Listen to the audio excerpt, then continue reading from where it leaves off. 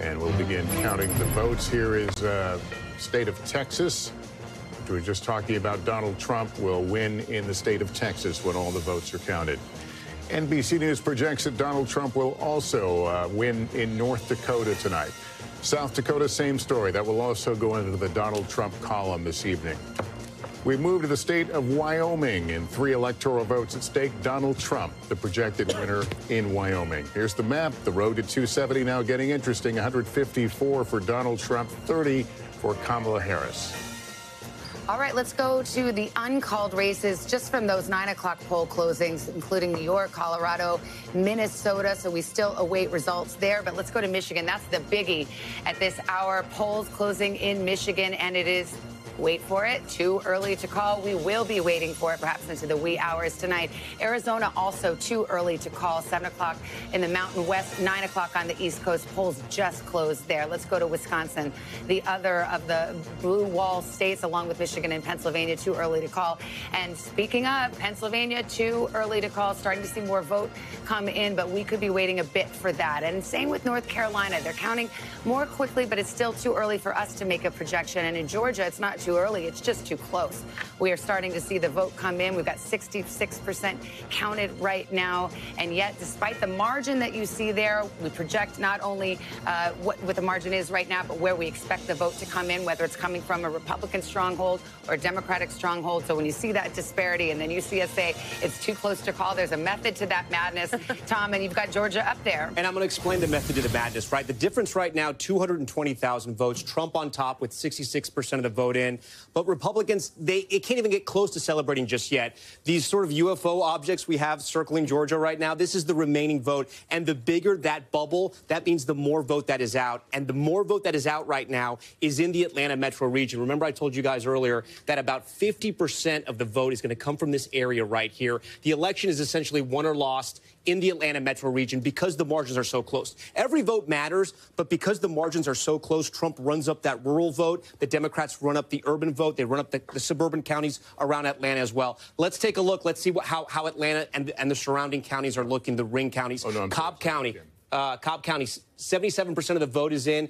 Harris slightly overperforming where Biden was in 2020. Let's go over to Fulton County. This is where Atlanta is. A huge county for Democrats here. She's about where Biden was, 72% of the vote in. She can catch up and bring that up. Gwinnett County, again, these are the counties that Clinton flipped in 2016, and they just got bluer and bluer. And you can see what's happening here. 16% of the vote is in, but she's at 60. Biden was at 58. Let's keep going around here. Douglas County, 84% in.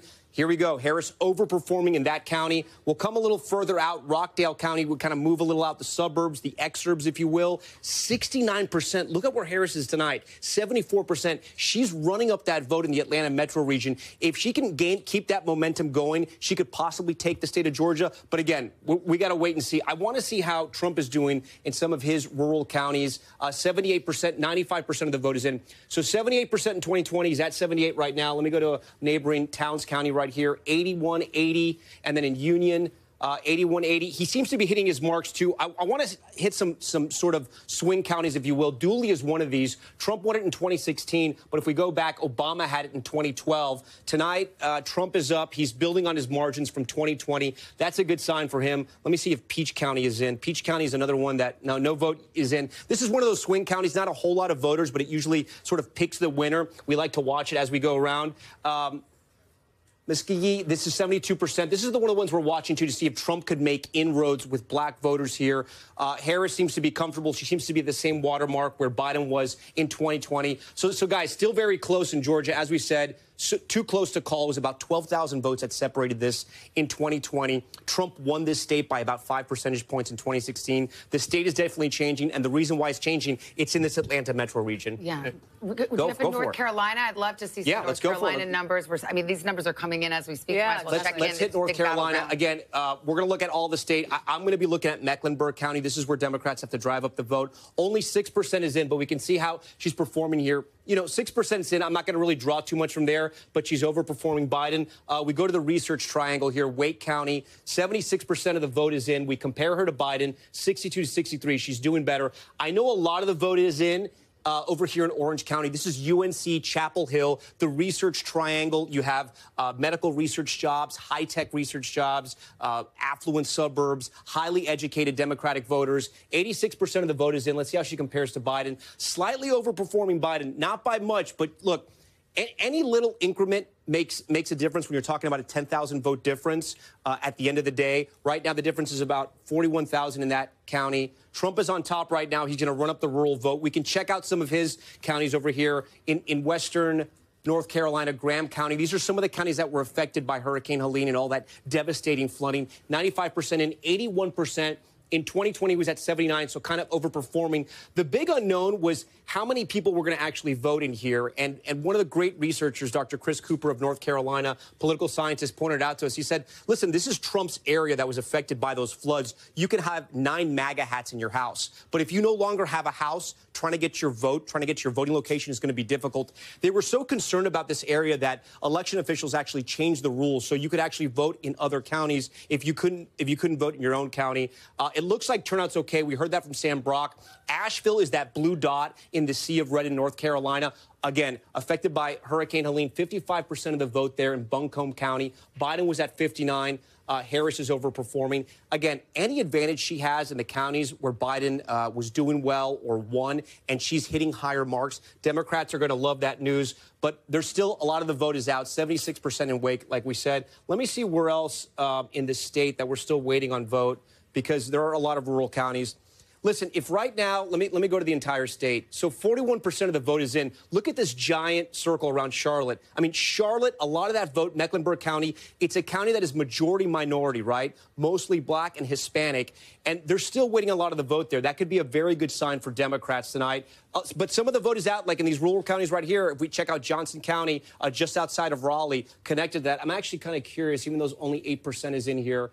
This was a county that they were looking at to see if Democrats could make inroads there. It looks to be about the same, only 8% in, guys. But we're going to keep a close eye on North Carolina as more of this map gets filled out. All right, so here's where we are, 7 minutes after 9 o'clock in the East Coast. 6 polls have closed now of 6 of 7 battleground states, still waiting, obviously, for the 7th. Hallie, you heard the numbers. Break it down how we're viewing it through the lens of through the exit polls, which are coming in. And I got to give the grain of salt caveat, which is these numbers don't get finalized until closer to Thanksgiving, right? So we don't want to overread into them, but they are an indication of where things stand. And what I'm looking at, given that polls have just closed now in the rest of the blue wall states, Michigan and Wisconsin, here's something interesting. Look at the youth vote here. This is a little tricky to look at, but I'm going to walk you through it. Look at Vice President Kamala Harris. She is winning younger voters under the age of 30 in Wisconsin, but Donald Trump is right on her heels there with 47%.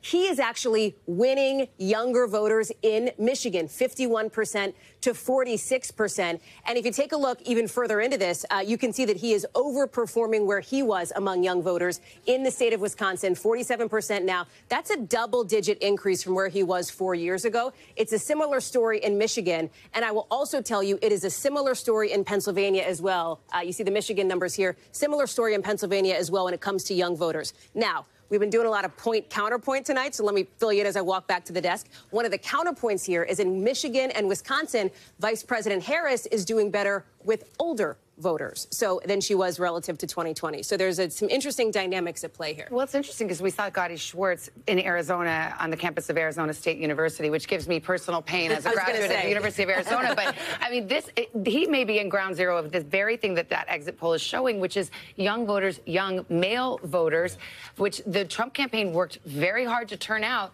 are responding accordingly. Some of them talking about this Joe Rogan podcast. Can't say I'm a regular listener to it, but he endorsed on the eve of the election, and that was extremely influential. It could be very influential. And remember, in some of these states, you have same-day voter registration, and who takes the most advantage of it? Younger voters. That's right. You know, it was interesting. A lot of Democrats were very optimistic about some of their chances in some of the in the big Midwestern states for House, Senate, and the presidency, because unlike 2020. The Ann Arbor kids are going to vote in Michigan this time. In 2020, they voted in their home state. The Iowa City kids in Iowa, the Madison kids, and that this time they were all going to actually be in the battleground states. Because of the pandemic, they were home. The pandemic, they were home and more dispersed. Obviously, a big chunk of Michigan voters are from Michigan, University of Michigan folks are from Michigan, but there's quite a few that aren't. And Democrats thought that could be a secret weapon for them. If the young men are pulling for Trump, then it's not as much of an impact. Still, there's a massive gender gap among young folks. Let's not. In fact, it may be bigger among young voters young than men any young other women. age group. And then we've seen as Laura Jarrett joins the table here, and I know you're looking into some of the legal issues, but also following these ballot referenda, including the abortion measure that needed a 60% approval, didn't quite get there, 57%, so it went down to defeat in Florida. But to carry on this conversation, young women have been highly motivated by this issue of reproductive rights. Women of all ages motivated, young and old, and obviously it didn't work in Florida, but the threshold was higher there, and we are still looking at a number of states, including places like Arizona, Missouri, Nebraska, South Dakota, all of which would change the right to an abortion to be enshrined in the Constitution, not something that you could take away easily. Once it's there, it can't just be wiped away when the change of legislature happens. And in those cases, it's a much different situation where you have to just get over a 50% threshold. And so it'll be interesting to see whether they can carry the ballot initiatives in those states, even if the former president is going to win in some of those states. We've seen these ballot measures, pro-abortion ballot measures, even in very red states, pass and sometimes pass with 56, 57% of the vote, which, by the way, is what they got in Florida. There has been a significant shift in the electorate, if these exit polls bear out to what we see right now, into how people feel about abortion rights and abortion access since 4 years ago. I would suspect it is entirely probably because of the overturning of Roe versus Wade. In 2020, 51% of people felt that abortion should be legal in all or most cases. You know what it is now? 66%. That is a significant jump. Let me just quickly interrupt and go back to this a second, but I believe we have another call to make, and this is in the state of Mississippi. NBC News now projects that Donald Trump will take all 6 electoral votes and will win in Mississippi. There is the breakdown right now, 21,000 vote difference, 10% in. But again, Donald Trump, the projected winner in Mississippi. Here's the map. Here's where it leaves us in the road to 270. Donald Trump well out in front with 160. Kamala Harris now with 30. Let's expand the conversation. Simone Sanders Townsend, former spokesperson to Kamala Harris. I wonder what you're seeing in these numbers. I assume you have good sources inside the campaign. What are you hearing? Greetings, everyone. It's good to see you. So what I am hearing is that Democrats writ large in all of the battleground states, and I've been talking to party chairs, folks within the campaigns, but also the organizers on the ground, they're feeling encouraged by what they're seeing from college campuses specifically. In Wisconsin, for example, in the 3rd Congressional District, there are 2 large college campuses in that state, and as one individual in Wisconsin told me, that they could flip a House district seat. In Philadelphia, the turnout in Philly specifically has surprised some Democrats. From in Baltimore, D.C., New York, there were buses that left early this morning of strategists, organizers, even some donors, and they all went down and knocked doors in Pennsylvania, in the Philadelphia area and Philadelphia suburbs. Well, the numbers coming out of places like Temple University, where the lines were so long, people were standing in lines for 3 hours, college campus, they had to add more voting machines. They were not expecting that, Democrats particularly in Pennsylvania, so they're encouraged, what I'm told, by the raw data, emphasis on the raw data they're seeing. So they don't want to speak out of turn, but they feel all right. Yeah, Simone, what is worrying the Harris camp right now, looking at it from the other end of the glass? Well, the lines are very long, and they want people to stay in line, Lester. I'm told that actually in Pennsylvania specifically, celebrities are FaceTiming in to the people who are in line, encouraging them to stay in line. So the organizers are out there with the phones saying, hey, so-and-so is on the line.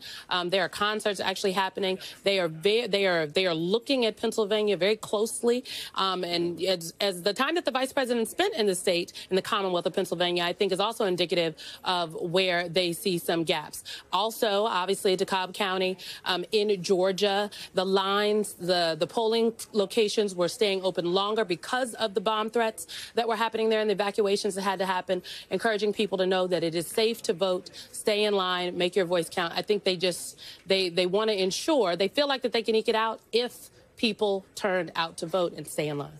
All right. Simone, thanks very much. We want to turn now to Garrett Haake. He's at Trump headquarters in West Palm Beach, Florida. And we just got the inside scoop from the Harris campaign. So what are you hearing from the Trump campaign about what they're seeing in these battleground states in the early going? Savannah, the Trump campaign is very buoyed by what they've seen out of Wisconsin, specifically among black voters. They're pointing to our exit poll, which shows Donald Trump more than doubling his support among African Americans in Wisconsin. I cannot emphasize enough how much this has been an emphasis for the Trump campaign to try to improve their margins. They got blown out with African American voters in 2020. If they were able to move the percentage that they got from 8% to 10, 12, 15, in this case, based on these early exit polls, getting 20% in Wisconsin, that's the kind of thing that could make a huge difference in a race that might be decided by 15 or 20,000 votes in those states. They spent heavily on television. They spent heavily on African-American media, trying to find celebrity validators for Donald Trump, and particularly to reach out to young men. If Trump pulls this off tonight or in the days that come, those small changes at the margins among African-American men, I think, will be a huge part of this story. All right, Garrett, thank you. I want to go over to Peter Alexander at Harris headquarters, Washington, D.C. And how's the feeling there? What's the vibe?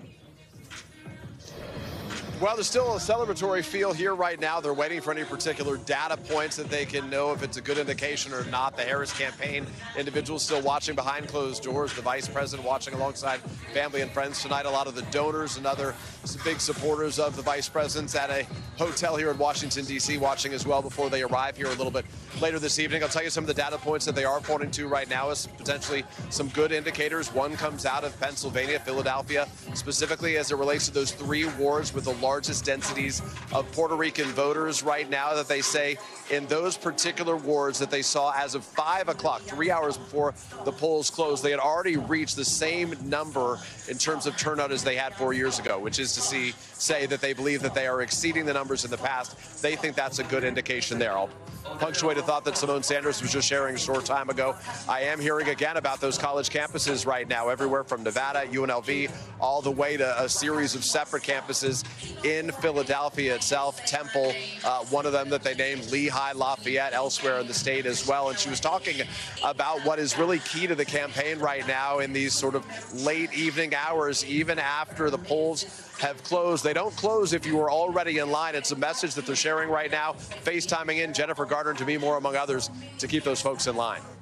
All right, yeah. Peter. Simone was making that point a moment ago about if they can keep them in line. You can keep them in line if Jennifer Garner's on the other line talking to your mom or Paul Rudd, and that's the strategy there. We've got a race to call here. Louisiana, no big surprise, but if you're filling out your map at home, you can add Louisiana there. Just 22% of the vote counted, but again, the margin expected to be rather large. So here's the map for those watching at home. The South, of course, reliably red for Donald Trump, and at this early hour, he is far out in front, but we await those key battleground states. And I think we've got Tom over there talking the great state of Ohio, a former battleground. Semi-battleground, right? We got exit poll data out of Ohio as well. 17 electoral votes, about 55% of the vote is in. Trump is on top by about 266,000 votes. I want you to remember that number. Write it down if you can. I know it's kind of a big number, 266,000. The reason why I want to highlight that difference, because when we punch up Ohio here, so that's the spread, 287. It just changed. That's how fast voting data is coming in. Again, you know I love going to this. The remaining vote that's there. Again, here's the issue. The remaining votes in the Democratic counties like Franklin, which is Columbus, Cuyahoga, Cleveland. Look at the numbers here. In Cuyahoga, look how many votes are still out.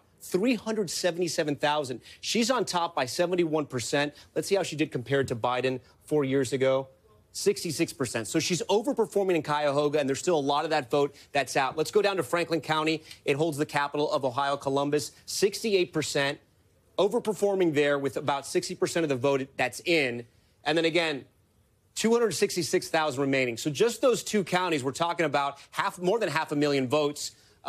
And that's way bigger than the spread for the entire state. Hey, Tom. Yeah, go for it. I mean, when you talk about some of her overperforming in those areas, the reason we expect Ohio likely goes red, but let's talk about the Senate race there. Yeah, because we have the control of Senate hanging in the balance right now, and it hangs on this Senate race. Yeah. Bernie Moreno, the car dealer, versus Sherrod Brown, the incumbent. What are you seeing? Yeah, so look at this. Neck and neck. The difference here, only 74,000. So what does that mean? That means the Republican in this race is underperforming Trump. There could be a split ticket issue here. Again, way too early, 56% of the vote in. But look, the difference here is 74,000. Remember that number I was telling you to remember? It was over 200,000. So that means that Trump is overperforming right now. Bernie Moreno is underperforming the Republican candidate. The incumbent is still down. But again, remember what I told you. There's a lot of that vote that's out in Cleveland, in Columbus. I'm going to look in one more spot here. Let's get back to the president's race. In Hamilton County, which is Cincinnati, she's at 62%. Biden was at 57. Again, look, this could be some of the early vote that's come in. It could be some of that blue mirage. Again, we're prefacing this is all early, but I'm going to get back over to you guys because there's a projection. Yeah, Tom, we got a projection in the state of Rhode Island. NBC News projects that Kamala Harris will win in Rhode Island when all the votes are counted. 4 electoral votes for her. Here's where the breakdown is. 31,000 vote difference, 74% of the vote in, but again, Kamala Harris, the projected winner there. Let's pull up the map. The road to 270. That brings Harris now to 34 electoral votes. Donald Trump still well out in front with 168. Remember, 270 is the prize that we're working our way toward. We'll take a break here. It's 9:30 in the East. The vote counting coming in. Our decision desk standing by to make more projections just ahead.